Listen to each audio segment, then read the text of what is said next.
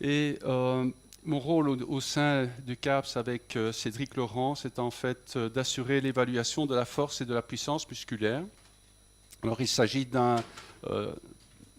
aspect important, je pense, dans la mesure où si on regarde les différentes disciplines sportives qui sont représentées sur cette diapositive, ben, je pense que vous serez tous d'accord avec moi pour dire qu'un des points communs, normalement, c'est que tous ces athlètes doivent faire preuve d'une certaine force et de puissance. Évidemment, la puissance va être très spécifique par rapport à leur discipline sportive, puisque si je prends le joueur Jean-Michel Sèvres, le joueur de tennis de table, forcément, il faudra une puissance élevée pour des résistances relativement faibles, puisque le poids de la palette et du bras sont essentiellement les résistances offertes. Par contre, si vous prenez une athlète comme Thiam, eh bien, ici, ben, forcément, il faut une certaine puissance par rapport à son poids du corps. Et puis, dans d'autres disciplines sportives, il y a des facteurs extérieurs qui vont également s'opposer, je dirais, au mouvement. On pense à l'eau en natation, mais aussi des engins à lancer ou des charges à soulever. Donc, il est très important de pouvoir évaluer très correctement la puissance musculaire et nous avons, au cours des années, rassemblé un certain nombre d'outils d'évaluation que certains d'entre vous connaissent déjà et que nous avons présentés et qui vont nous permettre, en réalité, de pouvoir mesurer cette puissance la plus spécifiquement possible. Alors, un des outils je dirais majeur que nous possédons, c'est l'ergomètre isocinétique Ariel qui permet, dans le contexte justement du renforcement musculaire, de réaliser des gestes ici qui sont très proches de ce que l'on fait sur le terrain. Comme vous le voyez, il y a un bras de levier qui pivote autour d'un axe et la vitesse en fait de ce bras de levier est contrôlée par un ordinateur et nous pouvons ainsi mesurer la force exercée pour différentes vitesses de mouvement. On peut évidemment tester d'autres mouvements, comme par exemple des soulevés de terre, puisque vous voyez que il y a il y a 2 poignées au niveau du bras de levier. On peut également assurer, je dirais, l'évaluation de la puissance lors d'exercices comme un développé couché en plaçant un banc, comme vous le voyez. On peut également faire des tractions qui seront un peu plus spécifiques par rapport à des sports de combat comme le judo ou encore faire d'autres exercices comme des développés assis, par exemple. Donc, avec cet ergomètre, nous pouvons, comme on vous l'a déjà signifié précédemment, eh bien, mesurer la force développée et mettre en relation cette force en fonction de la vitesse du bras de levier. Et comme là aussi on vous l'a dit, eh bien, on a une relation qui est relativement linéaire et qui nous permet de mesurer des facteurs tels que la force maximale, mais aussi la décroissance de force par rapport à la vitesse. Et là, c'est un élément qui peut être intéressant pour pouvoir déjà avoir une petite idée indirecte de la typologie des athlètes, puisqu'on sait que ceux qui ont plus de fibres rapides, par exemple, vont avoir une décroissance moindre par rapport à des athlètes qui auraient des fibres lentes en plus grande majorité dans leurs muscles. D'autre part, on va pouvoir, à partir de cette relation et de ce profil force-vitesse, déterminer la puissance de l'athlète. Et cette puissance se présente sous forme d'une courbe, comme vous pouvez le constater, où l'on va pouvoir déterminer la puissance maximale et je dirais surtout la vitesse à laquelle cette puissance est obtenue, parce qu'il s'agira d'avoir sa puissance maximale en fonction de la vitesse que l'on rencontre dans sa discipline sportive. On va essayer d'optimaliser les choses et nous avons notamment ici 2 exemples qui ont été réalisés lors de tests passés avant et après une période de préparation générale de 12 semaines chez un escrimeur qui faisait un travail à charge lourde et donc qui essayait d'augmenter surtout sa force maximale. Et vous voyez que la courbe de puissance en rouge après cet entraînement, eh bien, a non seulement augmenté en termes de puissance maximale, mais s'est déplacé, comme vous pouvez le constater, vers la gauche, donc vers des valeurs de vitesse plus lentes. À l'inverse, chez un athlète ici qui a réalisé une période de préparation orientée de 5 semaines où nous l'avons testé, je dirais, avant et après ces 5 semaines d'entraînement. Le programme consistait surtout en un travail de force et plutôt de force explosive, avec également des bondissements, par exemple, 2 fois par semaine dans son programme. Vous voyez qu'ici, nous avons un déplacement de cette relation vers la droite. Donc, il y a une augmentation de puissance, mais la puissance est davantage augmentée pour des vitesses élevées. Et donc, forcément, ceci est important pour un athlète. Donc, on peut dire à l'entraîneur eh bien, que les adaptations se sont réellement produites comme il le souhaitait. Alors évidemment, le travail isocinétique ou l'ergométrie isocinétique n'est pas toujours adapté à toutes les conditions et donc nous utilisons également d'autres ergomètres, ce qu'on appelle les ergomètres inertiels, iso-inertiels, c'est-à-dire qu'on va utiliser les barres classiques utilisées en musculation et l'on va connecter cette barre à un capteur de variation de longueur, si vous voulez. Donc on va pouvoir mesurer l'amplitude du mouvement en fonction du temps et donc à partir d'une dérivée première on peut retrouver la vitesse de déplacement de la barre et dans ce cas-ci on va obtenir une relation qui est non plus force-vitesse mais charge-vitesse et nous avons d'autres ergomètres aussi qui, en fonction de la nécessité d'une spécificité pour une discipline sportive, peuvent être utilisés, puisque dans ces conditions-là, nous plaçons le capteur sur les charges qui sont liées à cette machine.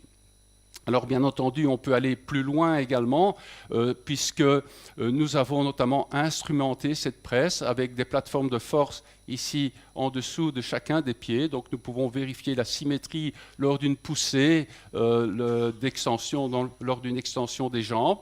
Et nous pouvons également placer des électrodes, d'électromyographie sur les muscles importants de manière à voir justement l'importance de cette activité musculaire lors du mouvement. Évidemment, ceci n'est fait que chez des sportifs qui ont déjà un certain niveau, mais donc qui vont nous permettre de mieux comprendre les déficits éventuellement, mais surtout de pouvoir y remédier. Alors, un deuxième type de tests que nous effectuons, ce sont des tests de puissance, mais qui sont réalisés lors de sauts verticaux. Donc, on va mesurer en quelque sorte la détente du sportif. Alors, on vous en a déjà parlé, Cédric Schwartz en a parlé. Notamment, on peut utiliser ce genre de système de mesure. Ce sont ce qu'on appelle l'optojump, qui contient de petites diodes qui va permettre de mesurer, je dirais, le temps passé en l'air par l'athlète lors de son saut vertical. Et avec une formule mathématique, on va pouvoir très facilement calculer la hauteur atteinte par le saut, par le centre de gravité. Donc c'est un test que l'on peut faire facilement sur le terrain dans la mesure où ces barres peuvent être emportées très facilement, mais en laboratoire ou en tout cas dans notre centre, nous pouvons tester, je dirais, un certain nombre de paramètres qui vont compléter cette analyse et qui consistent à faire sauter sur une plateforme de force. Ici, il s'agit en réalité d'une plateforme de force et nous pouvons alors mesurer la force produite au cours du temps. Et par exemple, ici, nous avons superposé 2 tracés de 2 sportifs qui sautent à la même hauteur, mais dont vous pouvez voir que l'un présente une pente d'installation de sa force beaucoup plus rapide, à un niveau de force maximale plus élevé, mais son temps d'impulsion est plus court que le deuxième sportif. Et avec ce genre d'informations, eh bien, nous pouvons justement mieux adapter les programmes d'entraînement, mais aussi le suivi de l'entraînement dans la mesure où, dans certaines disciplines, on a intérêt d'avoir un temps d'impulsion le plus court possible. Et donc, justement, on va pouvoir contrôler cela avec ce genre de plateforme. Nous utilisons régulièrement 2 tests assez classiques qui ont été mis au point par un certain Bosco et qui consistent à sauter verticalement à partir d'une position semi-fléchie, donc à l'arrêt, ce qu'on a appelé le squat jump, mais également à partir d'un mouvement où l'athlète est jambes tendues, fléchit les jambes avant de faire son saut vertical. La comparaison des deux est intéressante parce que nous sautons plus haut lorsque l'on fait un squat jump, un counter movement jump par rapport au squat jump, tout simplement parce que lors de la flexion des genoux, nous stockons de l'énergie dans les éléments élastiques, tendons et muscles, et cette énergie est restituée lors de la phase de poussée. Et donc, la comparaison des 2 tests est un bon test de terrain qui permet de voir si l'athlète utilise correctement cette énergie élastique. Évidemment, ce n'est pas suffisant dans certaines conditions parce que, en effet, dans beaucoup d'activités, nous avons un impact avec le sol, et donc on peut tester de manière assez systématique les capacités de l'athlète à réagir lors du contact au sol en les faisant tomber de hauteurs différentes. Donc nous avons un escalier ici qui permet de sauter depuis 20 cm jusqu'à 1 mètre, et on demande à l'athlète de rebondir le plus haut, et on mesure les forces d'impact, donc l'impulsion sur la plateforme de force. On peut alors faire la même analyse que ce que je vous ai montré pour les sauts verticaux à l'arrêt, mais on peut aussi mesurer le temps de contact, recalculer à partir du temps de vol ou tout simplement à partir de l'impulsion la hauteur atteinte. Et c'est important de pouvoir donner un profil de la hauteur atteinte lors du saut, lors du rebond, en fonction de la hauteur de chute. Et j'ai repris ici 2 athlètes qui sont, je pense, toujours recordman de Belgique. Un au 110 mètres haies qui montrait sa meilleure performance pour une hauteur de chute de 40 cm, donc il est plus performant dans ces zones-ci, tandis que le triple sauteur, comme vous le voyez, avait ses performances les plus élevées pour une hauteur de chute de 1 mètre. Donc ça veut dire que l'on va pouvoir renseigner l'entraîneur sur les hauteurs à adopter à l'entraînement, et aussi d'essayer de déplacer ces je dirais, capacité maximale vers des hauteurs de chute qui correspondent plus aux exigences de la discipline sportive. Et à titre d'exemple, je voulais vous montrer ici un athlète qui est un coureur de 800 mètres que nous suivions. Malheureusement, il s'est blessé en 2015 et donc nous n'avons pas la suite des performances, mais où nous nous sommes occupés de son entraînement de musculation parce qu'il manquait un peu justement d'explosivité. Et comme vous pouvez le constater, voilà les progrès au niveau du squat jump, voilà les progrès au niveau du counter movement jump. Vous voyez que les progrès en counter movement jump sont un peu plus élevés qu'en squat jump. Ça sous-entend qu'il utilise mieux son énergie élastique. Et surtout, je dirais, pour les sauts en profondeur que nous avons testés chez lui à partir de 20 et 40 cm, eh bien, vous voyez très clairement qu'il y avait une progression très claire de ses performances. Donc, il est plus, je dirais, réactif au niveau de l'impact au sol. Et c'est un élément important, évidemment, en cas de démarrage, mais aussi dans l'emballage final, d'avoir cette capacité de pouvoir avoir un, je dirais, contact au sol qui soit le plus réactif possible. Donc voilà des tests que nous faisons généralement de base dans notre centre. Nous pouvons également, je dirais, les développer vers d'autres ergomètres si nécessaire, en fonction des besoins de la discipline sportive.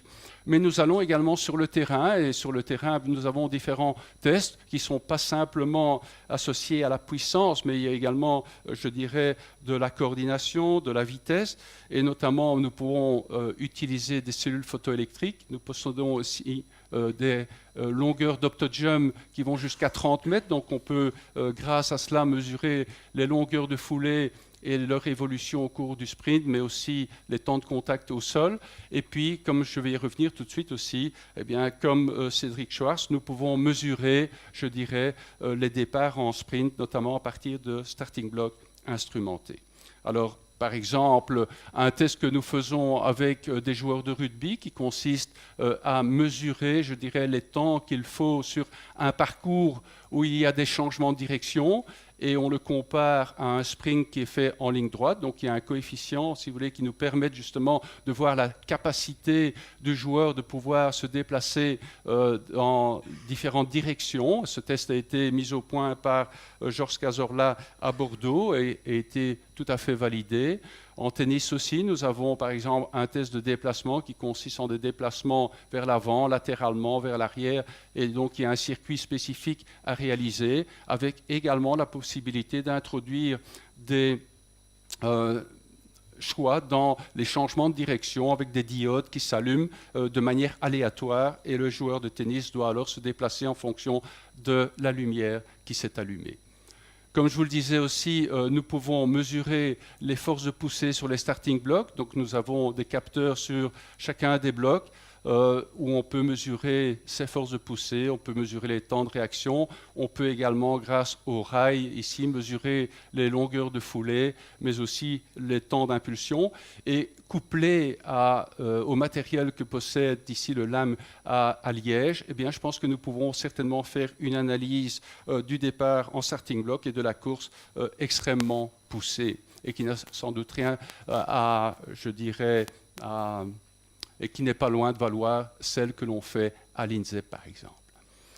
Alors, nous avons également, pour les sportifs de plus haut niveau, la possibilité d'aller plus loin et d'aller examiner ce qui se passe au niveau de nos muscles et des tendons. Alors, dans le passé, bien, pour essayer de comprendre les adaptations musculaires, les scientifiques devaient entraîner des animaux pour le faire. Je ne sais pas comment ils ont réussi à le faire ici, mais enfin, on utilisait le modèle animal pour essayer de comprendre les choses.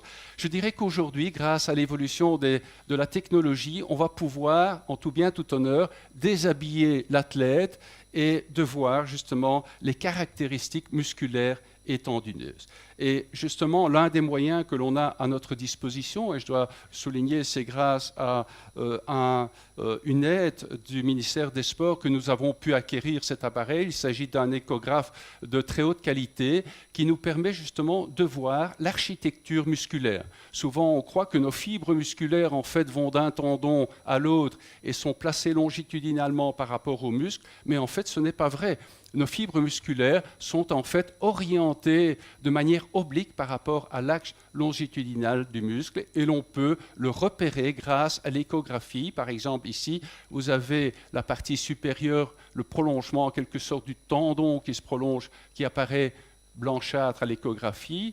Ici, la partie blanchâtre en profondeur correspond au prolongement du tendon d'Achille qui est en dessous des muscles des jumeaux et vous avez l'orientation ici des faisceaux de fibres musculaires et donc on va pouvoir mesurer un angle qu'on appelle l'angle de pénation. Et ceci est important, pourquoi? Bien parce que, en réalité, quand une fibre se contracte, donc elle tire de manière oblique par rapport à l'axe longitudinal, et donc finalement, ce qui est efficace, c'est surtout la composante longitudinale. Vous avez dû voir ça en physique, il suffit de faire donc une projection, et donc la force efficace, c'est cette composante longitudinale. Alors, non seulement il y a des aspects génétiques qui font que certains ont des fibres, des angles qui sont davantage peinés que d'autres. Par contre, ce que l'on sait, c'est par exemple après des entraînements de force où l'on hypertrophie le muscle de manière considérable, eh bien cet angle augmente. Donc ça veut dire que chaque fibre, bien entendu, développe plus de force, mais au même moment, l'angle devient moins favorable puisque la composante longitudinale diminue. Donc c'est un compromis entre les deux et je dirais que grâce à cette approche échographique, on va pouvoir dire par exemple à l'entraîneur, je pense qu'ici on a atteint des limites suffisantes que pour le développement musculaire et donc il faut peut-être envisager d'autres méthodes pour travailler la force explosive par exemple, pour éviter d'arriver à une situation, je dirais, où finalement le travail musculaire est devenu contre-productif. Alors, un autre aspect aussi important, c'est la qualité de nos tendons. Forcément, quand dans toutes les épreuves où vous avez un contact du pied au sol, eh bien, ce qui va se passer, c'est qu'au moment où le pied arrive au sol, nos muscles et tendons extenseurs vont s'étirer, vont stocker de l'énergie élastique, et cette énergie élastique va être restituée lors de la phase de poussée et contribuer évidemment à la performance de notre poussée. Alors aujourd'hui, on peut mesurer cela également au niveau, grâce à l'échographie. Par exemple ici, vous avez les muscles du mollet, en tout cas vous avez les muscles jumeaux, vous avez le tendon d'Achille qui se trouve ici, donc le pied devrait être ici quelque part, vous avez un muscle aussi extenseur, je dirais, du pied plus en profondeur, mais on va pouvoir demander au sujet de faire des contractions musculaires de différentes intensités, et si ça fonctionne ici, on va le voir tout de suite. Par exemple ici, on a demandé au sujet de faire une contraction, vous voyez que le tendon ici s'allonge, puisque le pied est fixe, vous voyez que le tendon s'allonge, on va pouvoir mesurer la variation de longueur du tendon et si on connaît la force exercée, on va pouvoir justement mettre une relation entre l'élongation et la force. On peut le faire au niveau des muscles du mollet, On peut le faire également au niveau des tendons rotuliens. Ceux qui sont un peu avertis vont pouvoir reconnaître ici la rotule. Vous avez le tendon rotulien qui se trouve ici. Et là aussi, en demandant à l'athlète de faire des contractions de plus en plus intenses, on constate que la rotule se déplace vers la gauche et donc que le tendon rotulien s'allonge progressivement. Et donc, on peut mettre en relation l'élongation du tendon en fonction de la force exercée par les sportifs. Et j'ai pris à titre d'exemple ici 3 sportifs différents, un sprinter, un coureur de demi-fond et un skieur. Ici, au niveau du tendon d'Achille, vous voyez que pour un même niveau de force, c'est le coureur de demi-fond qui a une élongation la plus importante, puis c'est le skieur, puis celui qui a le tendon qui s'allonge le moins, le sprinter. Donc ça veut dire que le sprinter a un tendon qui est plus raide par rapport à un coureur de demi-fond, par exemple, mais il peut y avoir une très grande spécificité en fonction de la discipline sportive, puisque si on prend maintenant pour ces 3 mêmes athlètes les caractéristiques du tendon rotulien, vous voyez que ça a changé. Sauf que le coureur de demi-fond a toujours l'élongation du tendon la plus importante, mais dans ce cas-ci, vous voyez que c'est le skieur qui présente la plus grande raideur des tendons rotuliens, ce qui est tout à fait évidemment en accord avec la discipline sportive. Mais on va pouvoir donc caractériser justement les capacités du tendon. Et on va pouvoir également, et c'est une série d'études que nous menons actuellement au sein de notre centre, voir les effets de différents types d'entraînement sur la capacité justement de nos tendons, sur la raideur de nos tendons. Et notamment, je voulais vous montrer ici une étude que nous avons menée sur la pliométrie. Donc, des sportifs se sont entraînés 2 fois par semaine pendant 10 semaines en faisant de la pliométrie à différentes hauteurs de chute, uniquement un travail de mollet dans ce genre d'études. On est passé de 200 à 400 bonds par séance. Et vous avez ici donc la réactivité au sol en fonction de la hauteur de chute, de 20 à 80 cm, en bleu avant l'entraînement, en rouge après l'entraînement. On voit très clairement les progrès, comme on pouvait s'y attendre, bien évidemment, au niveau des performances de saut, avec des performances qui s'accroissent davantage pour des hauteurs de chute entre 40 et 80 cm.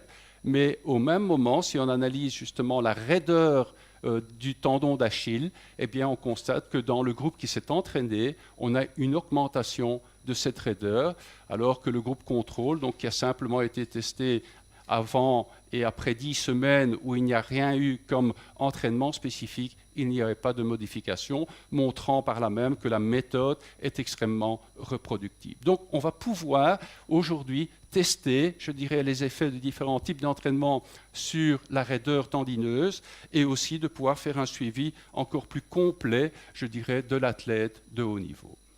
Et enfin, dernière chose que nous pouvons faire, c'est une aide par rapport aux méthodes d'entraînement de la force et de la puissance musculaire, puisque au fil des ans, nous avons acquis quand même une certaine expérience à ce niveau-là, et nous pouvons conseiller justement des différentes méthodes à adopter en fonction des besoins de la discipline sportive. Je vous remercie pour votre attention.